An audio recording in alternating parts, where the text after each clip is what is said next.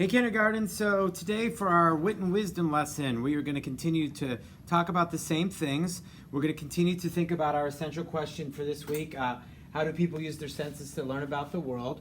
We're going to review what a main topic is and what details are. We're going to look at text evidence a little bit, and I'm going to teach you about a new word, and this word says adjective. So we're going to learn what an adjective is, okay? So just a quick review. With our nose, we can smell. All right. With our eyes, we can see. With our ears, we can hear. With our mouth, we can taste. And with our hands, we can touch. And we're going to be focusing on the sense of touch today, okay? So we're going to use our book, My Five Senses, which was the main idea of this story. And we're going to look at details and text evidence in the book to learn about the sense of touch today, all right? So we're gonna look at the text evidence in here, and let's see what the boy uses his hands for the sense of touch. So there's a page right there. You can see he has a bunny, and he's petting his bunny, right? And then the text says, I can touch. I touch with my fingers, right? So the detail about touch shows you him with a bunny, and the text describes what he's doing. All right? Let's keep looking for some more things to talk about touch. Oh, here's another page. All right? When I touch a kitten or a balloon or water, I use my sense of touch. I am touching. So those things feel different. The kitty probably feels soft. That water feels probably wet. The balloon probably maybe smooth would be a way to describe how the balloon would feel. Okay. All right. And then on the one page, I like this. All right. He's not touching anything right there, but he's about to bounce the ball. He uses the sense of touch. He's also using a couple other senses. When I bounce a ball, I use three senses. I see, I hear, and I touch. So you can hear the ball bounce. You have to look at it, and then he's using his hand to bounce the ball up and down. All right? So there's a lot of details about the sense of touch from this story. All right? I want to look a little bit more into the sense of touch, and we're going to talk about what that word means. Adjectives. Okay? That's a new word. We're going to use that by looking at one of our sensory jars. I'm going to take this down, move it out of the way. We've been using sensory jars to really closely look at different senses, right? Remember the jars? And there's one there, and at the top it says touch, and there's the hand.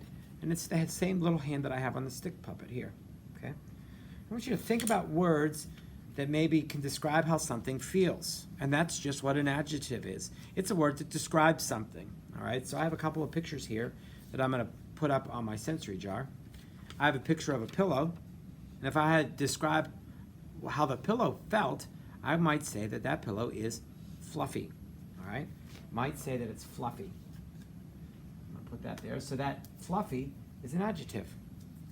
I have a stove. You probably have one of these in your kitchen.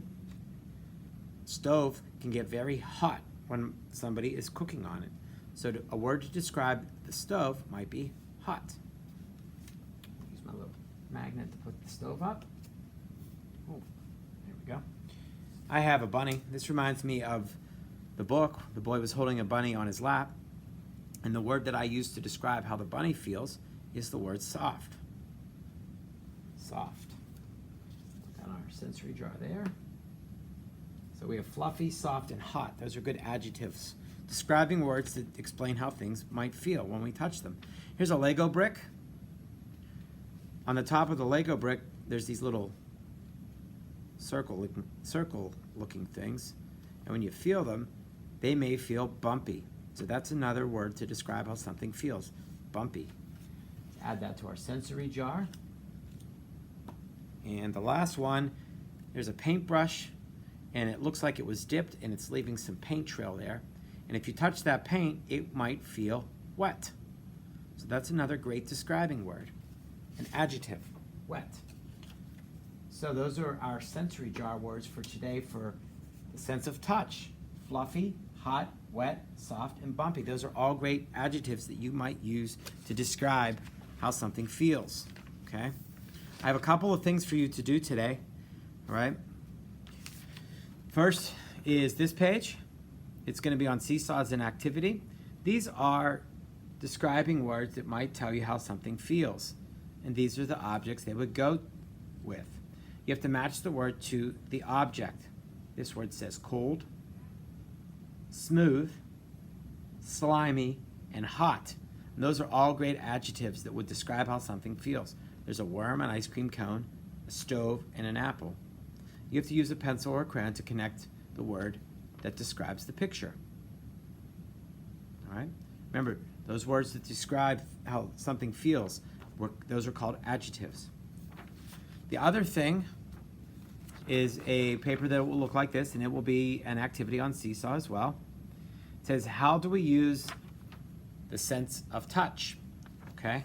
You have to complete the sentence and then draw a picture to match it. Think about something you might touch and use one word to describe how it feels.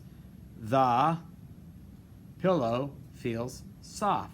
And then you would draw a picture of a pillow. All right? That was the example I gave. All right? Make sure you're doing a good job with your pictures.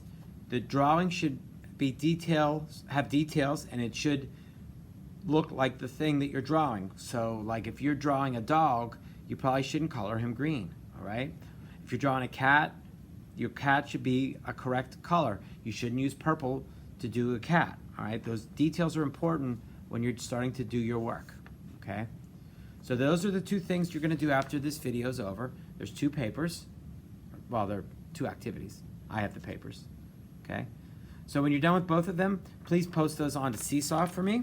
I would like to see what you draw for your sense of touch response, and I want to make sure you understand how words can be used to describe things. All right? We'll continue to talk about details and main ideas over the next day or so, and I can't wait to see what you come up with today.